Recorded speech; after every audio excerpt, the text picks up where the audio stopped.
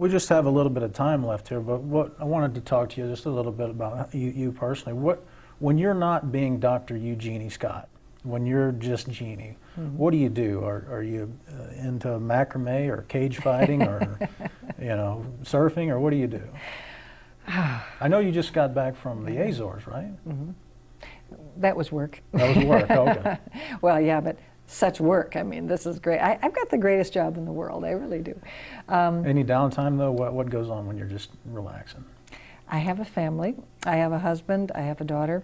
I have 3 cats. I have a garden, all of whom I tend to neglect in hopefully reverse order.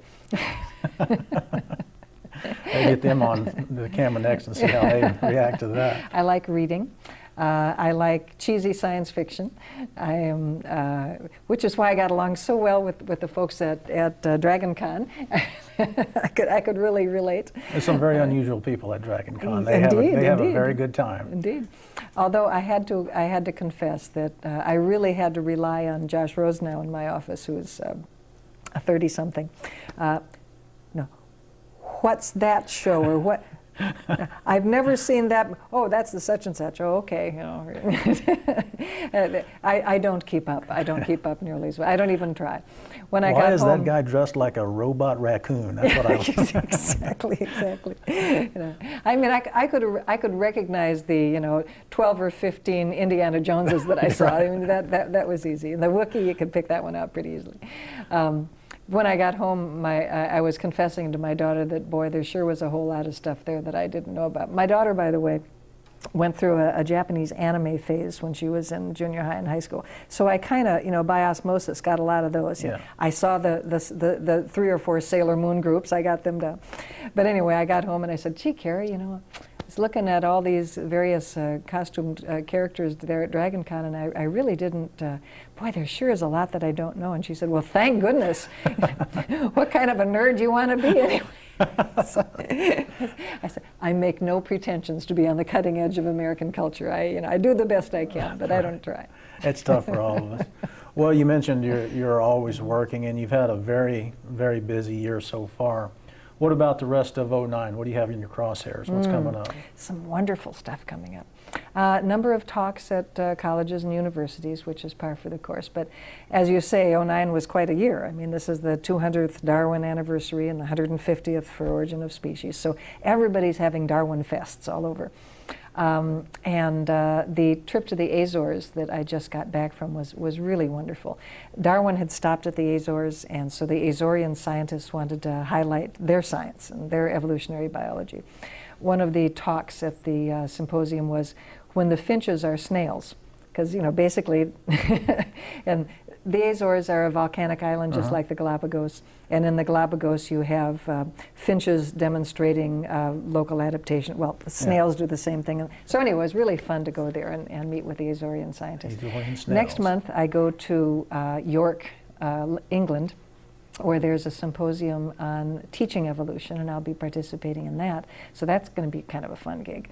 And then in November, I have some more international travel.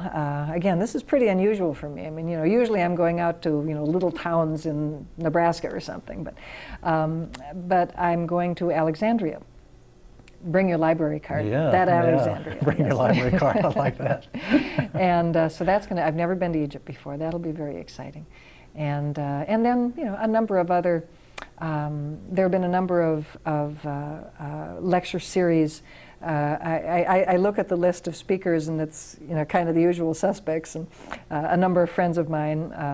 I'm going to next month. I'll be in October of '09. I'll be going to Ohio State University, and Francisco Ayala is going to be there, and he's been on a number of lists of speakers, as have I, on a number of universities. I gave a talk at Brigham Young last week. They also have a whole series of speakers coming in, including Judge Jones and Ken Miller and a bunch of people. So that's been fun. It just never stops, does it? Yeah, it's just, well, most of what NCSE does, really, is work behind the scenes. Josh and Steve and Eric, Glenn and really most everybody else at some time or another, are giving advice to teachers or school boards or parents who are trying to cope with this issue. And most of what we do, you'll never ever hear about.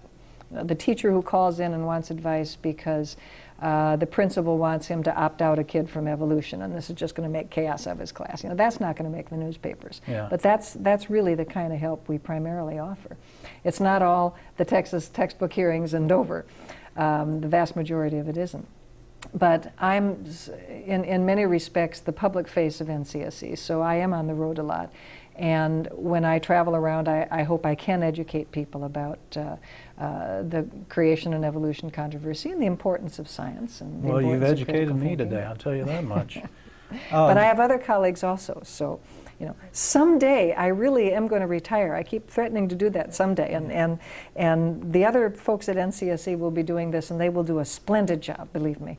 And then they can go out to the National Center for Science Education website, which is ncse.com. And there's information about all your colleagues and all the speaking engagements and all the cases that they're involved in. You can go see them on the web there.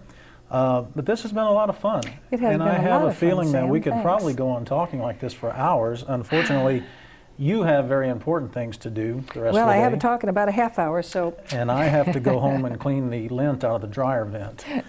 So it's just left for me to say a special thank you to the Greater Houston Skeptic Society for their help in putting this production together.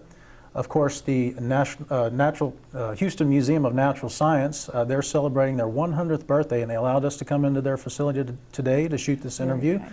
Much appreciation to them. And if you live down in the Sugar Land area, they are opening a branch of the Houston Museum of Natural Science down there, and they've taken an old prison building and transformed it into a science museum.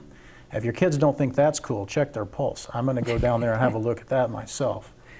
And of course, don't forget to stop by skepchick.org and hang out with me and all of my cohorts there. It's a group of brilliant, intelligent, beautiful women that are fighting the good fight for critical thinking and science every single day. And they have a great time doing it. It's a lot of fun. So stop by skepchick.org and visit us.